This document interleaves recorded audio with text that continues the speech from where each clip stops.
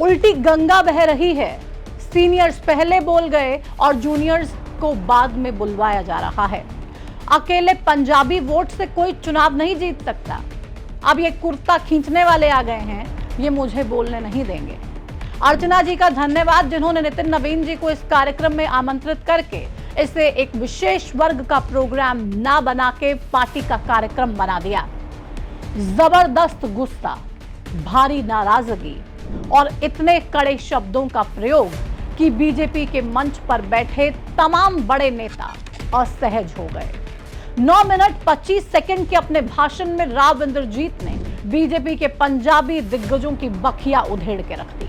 मनोहर लाल खट्टर पर निशाना साधते हुए राव इंद्रजीत ने बता दिया कि सिर्फ पंजाबी वोट से कोई चुनाव नहीं जीत सकता। ये पूरा बवाल हुआ 14 अगस्त को गुरुग्राम में आयोजित बीजेपी के विभाजन विभीषिका कार्यक्रम में, जहां राव इंद्रजीत ने भरे मंच से बीजेपी, खास तौर पे हरियाणा बीजेपी की गुटबाजी और पंजाबी लॉबी की दादागिरी की सारी सच्चाई निकालकर नितिन नवीन के सामने रख दी। गुरुग्राम में इतना भव्य कार्यक्रम, लेकिन ना राव इंद्रजीत सिंह को न्योता दिया गया, ना भाषण देने वालों में उनका नाम रखा गया। प्रोटोकॉल की धज्जियां क्यों उड़ाई गई? लेकिन सवाल यह भी है कि दिन भर अनुशासन का पाठ पढ़ाने वाली बीजेपी में आखिर ये कैसी खींचतान चल रही है? क्या वाकई में हरियाणा में पंजाबी लॉबी काम कर रही है, जो बाकी बिरादरियों की अनदेखी करती है? जानबूझकर दूसरे समाज के नेताओं को दरकिनार किया जाता है और ये समझती है कि सिर्फ हम ही हम हैं, बाकी तो कोई है ही नहीं। इस कार्यक्रम के बाद कई बड़े सवाल हैं जो उठने लाजमी हैं। 14 अगस्त को विभाजन विभीषिका स्मृति दिवस का कार्यक्रम, लेकिन ऐसा लगा जैसे ये कार्यक्रम विभाजन विभीषिका स्मृति दिवस नहीं, बल्कि पंजाबी समाज का कोई कार्यक्रम हो। कार्यक्रम में मुख्यमंत्री नायब सिंह सैनी को भी आना था।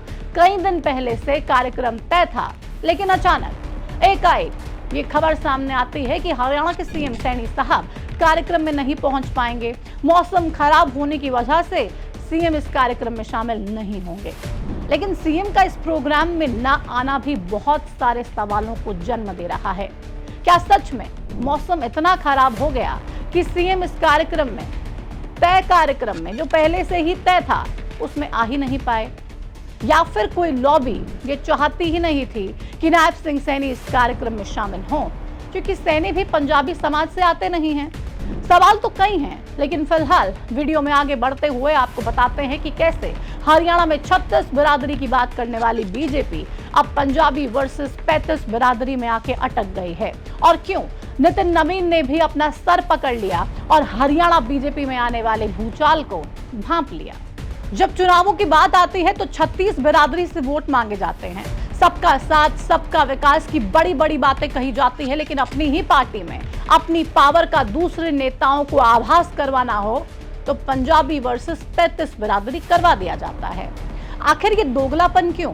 राव इंद्रजीत ने पंजाबी समाज के नेताओं पर जमकर भड़ास निकाली और मंच से मनोहर लाल खट्टर को तगड़ा लपेट गए।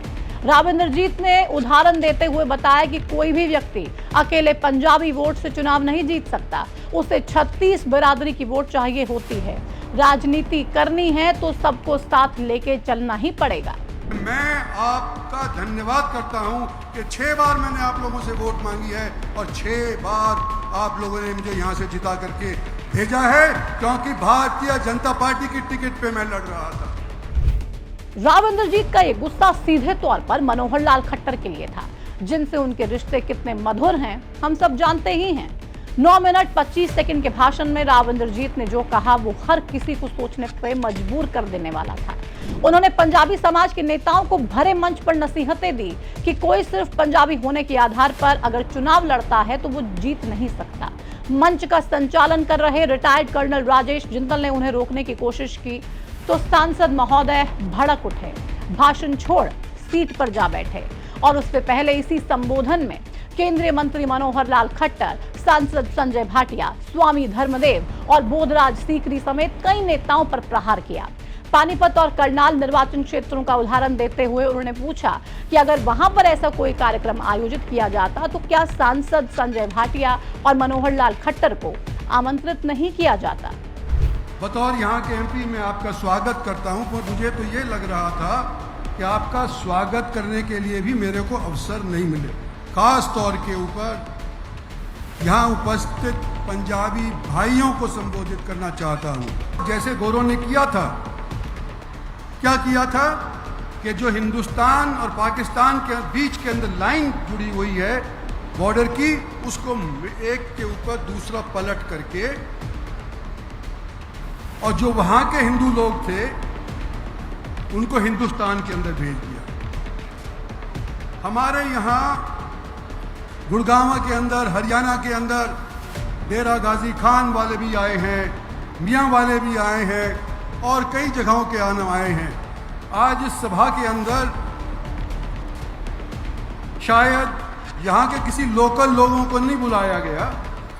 इस चीज़ की मुझे आपत्ति है कि जहाँ प्रधानमंत्री ने यूं कहा कि 14 अगस्त को आप मनाओ विभाजन दिवस के तौर के ऊपर, और क्योंकि यहाँ नितिन नवीन आए हैं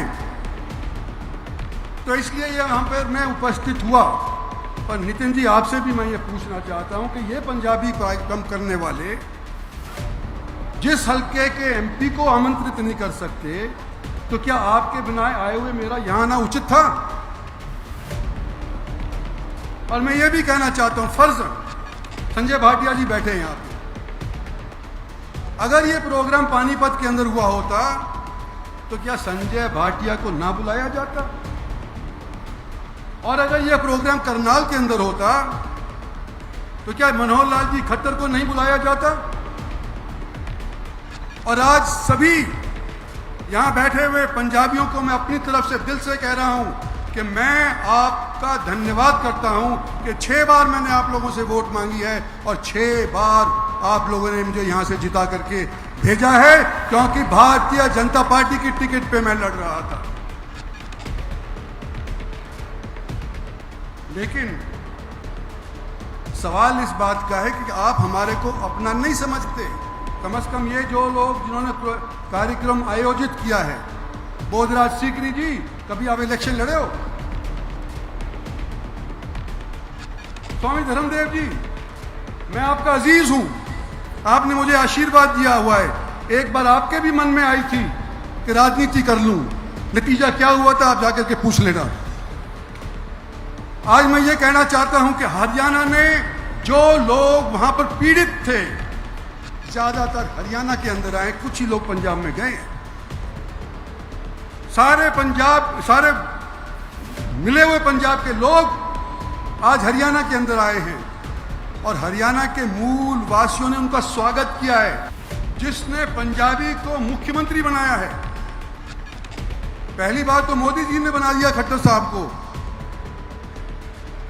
लेकिन दूसरी बात तो ये अपने आप बने ना, मुख्यमंत्री थे। हरियाणा पहला प्रदेश है जहां से सेना का चीफ, मेरे काल के अंदर 2 सेना के चीफ बने हैं हरियाणा से।